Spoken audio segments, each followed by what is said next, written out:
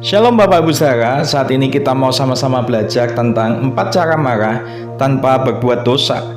Di dalam Efesus pasal 4 ayat yang ke-26 dikatakan bahwa apabila kamu menjadi marah, janganlah kamu berbuat dosa. Janganlah matahari terbenam sebelum padam amarahmu. Nah, marah itu wajar, normal, semua orang pernah marah. Banyak alasan orang marah. Orang marah karena benci, marah karena tersinggung, marah karena ketidakadilan, marah karena kebenarannya diinjak, marah karena dendam, marah karena kasih. Nah, ada banyak hal alasan orang bisa menjadi marah. Tapi alasan apapun di dalam kemarahan, ingat dampaknya bisa menjadi positif ataupun negatif. Maka sebelum marah, pikirkan dulu akibat yang akan ditimbulkan. Lebih penting lagi, renungkan sejenak apakah alasan marah kita itu sudah tepat. Dan yang lebih penting lagi adalah miliki cara yang benar untuk marah. Dan yang lebih penting juga itu adalah motif kita di dalam waktu kita itu marah. Tapi ada lagi yang lebih penting, yaitu memiliki kemampuan untuk mengendalikan diri ketika marah. Tidak mampu kendalikan diri saat marah, maka kemarahan itu akan mengendalikan dan berujung merusak diri dan juga orang lain. Sekalipun motif dan alasan marah itu tepat, tetapi tanpa pengendalian diri, hasilnya akan negatif. Maka pikirkan bagaimana marah yang tepat, tetapi produktif, bukan destruktif atau menghancurkan. Nah, contoh, ada seorang bapak marah kepada anaknya. Anaknya nakal dan sering berbuat masalah. Bapaknya marah, dia panggil anaknya, dia ikat, dia pukuli, tujuannya supaya jerak. Saat memukuli, emosinya tak terkendali. Amarah yang meluap membuat dia lupa diri. Si anak sampai pingsan, untung tidak mati. Tapi efeknya jangka panjang, si anak menjadi dendam dan benci kepada bapaknya hingga dewasa. Jadi amarah yang seperti ini sangat tidak produktif dan efektif. Lebih gila lagi efeknya ketika marah karena dendam dan benci. Bisa dipastikan hasilnya itu sungguh sangat mengerikan Bapak Ibu Saudara. Nah, tonton dan baca saja sendiri berita-berita di media. Banyak berita pembunuhan karena dendam, marah dan benci. Hasilnya tidak ada. Dua-duanya rugi. Mereka yang marah rugi, korbannya juga rugi.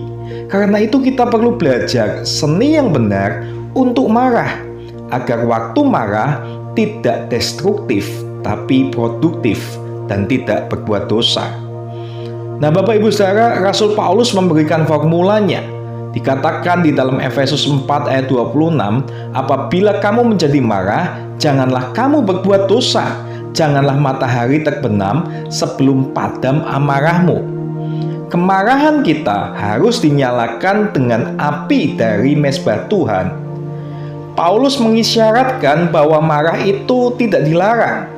Boleh, tapi ada syaratnya. Kita boleh marah bila tujuan marah itu benar. Itu kemarahan Kristen, marah suci, atau sesuatu marah yang sehat. Di dunia saat ini yang begitu banyak kejahatan, terkadang kemarahan dibutuhkan untuk kita tidak punya kompromi dengan yang namanya dosa. Dalam menghadapi kejahatan yang terang-terangan, kita harus marah, bukan toleran. Marah, bukan apatis. Jika Tuhan membenci dosa, umatnya juga harus membencinya. Jika kejahatan membangkitkan kemarahannya, itu juga harus membangkitkan kemarahan kita. Aku menjadi gusar terhadap orang-orang fasik yang meninggalkan Tauratmu. Mazmur 119 ayat 53. Kita bisa marah ketika itu adalah tujuan yang benar, dan ketika kita marah, itu akan menjadi kemarahan yang sehat. Ya, terkadang marah dibutuhkan saat kita menegakkan kebenaran. Seperti pada waktu Yesus marah di bait suci, pada waktu bait suci dikotori dengan hal jual beli. Nah, Bapak Ibu Saudara, tetapi kita juga perlu tahu di dalam Efesus 5 ayat 1 dikatakan, sebab itu jadilah penurut-penurut Allah. Jika kita adalah peniru Tuhan, terkadang kita akan marah, tapi seperti Tuhan marah. Kemarahan yang tepat adalah tanda kerohanian kita hidup dan sehat. Kemarahan seseorang terhadap kemunafikan agama adalah kemarahan yang benar. Kemarahan pada kekejaman dan penindasan adalah kemarahan orang yang benar. Kemarahan pada orang yang menipu orang lain adalah kemarahan-kemarahan orang benar. Dan itu diperbolehkan menurut firman dari Tuhan kita. Marahlah dan jangan berbuat dosa. Jangan biarkan matahari terbenam di atas mukamu. Kemarahan adalah emosi yang diberikan Tuhan, dan ketika itu adalah kemarahan yang benar, kita akan baik-baik saja. Tetapi ketika itu adalah kemarahan dosa, maka itu adalah marah yang merusak. Kita perhatikan lagi di dalam Efesus 4 ayat 26 dengan lebih cermat. Di sini Tuhan memberikan izin untuk marah, tetapi ada batasannya. Marah dan jangan berbuat dosa. Perhatikan bagaimana Efesus 4 ayat 26 ini diposisikan di dalam teks. Di ayat sebelumnya, Paulus berbicara tentang lidah. Di dalam Efesus 4 ayat 25. Sangat gampang untuk kita mengatakan hal-hal yang salah ketika kita marah. Ayat setelahnya adalah iblis. Efesus 4 ayat 27. Jangan beri kesempatan kepada iblis karena setan cepat mengambil keuntungan dari emosi yang kuat. Tidak ada yang salah dengan marah untuk tujuan yang benar. Marah bisa menyehatkan, bahkan ada saatnya kita harus marah. Kemarahan dapat dinyalakan dengan api neraka atau dengan api dari mezbah Tuhan. Itu tergantung pilihan kita, Bapak Ibu Saudara. Ini mengingatkan kita bahwa ada kemarahan yang benar yang harus dimiliki setiap orang percaya. Terkadang bahkan kita berdosa kalau kita tidak marah. Pemazmur mengatakan Allah adalah hakim yang adil dan Allah yang murka setiap saat. Mazmur 7 ayat 11. Jadi Tuhan mengungkapkan murkanya atas dosa manusia setiap saat. Maka kita harus juga demikian. Seharusnya ada kemarahan yang benar dalam kehidupan orang percaya. Kemarahan sebagai bagian dari gambar Allah dimaksudkan untuk memotivasi kita untuk memperbaiki apa yang salah. Kemarahan suci akan menuntun orang percaya untuk menyingkirkan dosa, termasuk dosa mereka sendiri.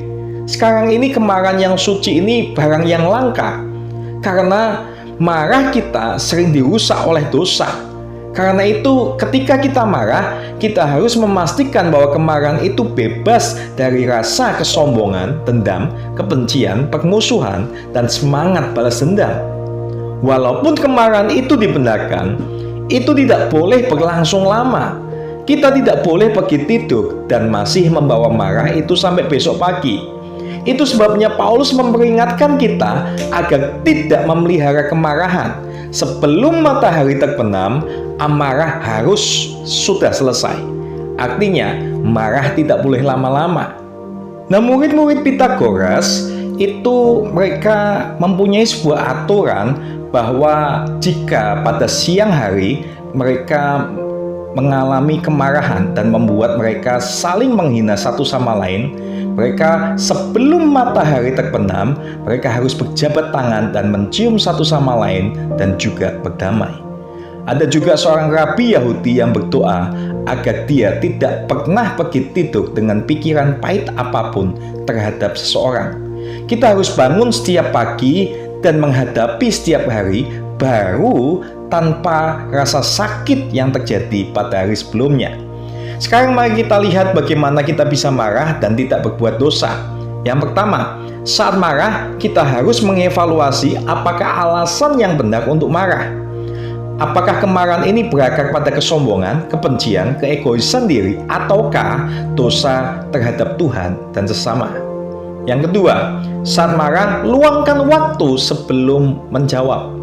Nehemia memberikan contoh yang baik untuk meluangkan waktu sebelum menanggapi laporan ketidakadilan yang parah.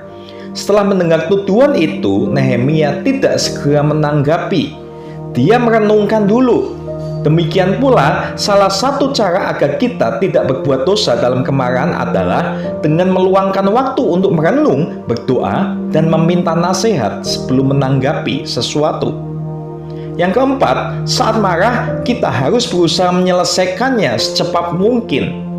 Ketika Paulus berkata, janganlah matahari terbenam sebelum padam amarahmu, maksudnya selesaikan sesegera mungkin.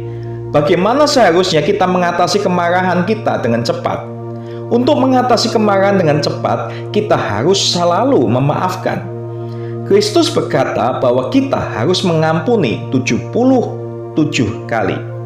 Matius 8 ayat 22. Apakah orang itu bertobat atau tidak? Tugas kita adalah mengampuni sebagaimana Kristus mengampuni kita. Ini adalah cara pertama untuk mengatasi kemarahan kita. Yang keempat, saat marah, kita harus mengingat akibat jahat dari kemarahan yang tidak terkendali. Apabila kamu menjadi marah, janganlah kamu berbuat dosa. Janganlah matahari terbenam sebelum padam amarahmu. Efesus 4 ayat 26. Ketika kita menangani kemarahan dengan cara yang salah, kita membuka pintu bagi setan untuk menyerang kita dan orang lain. Nah, ada sebuah cerita dua orang pria mengemudi mobil mereka di California Selatan. Mereka terlibat dalam perkelahian yang penuh kemarahan di jalan raya.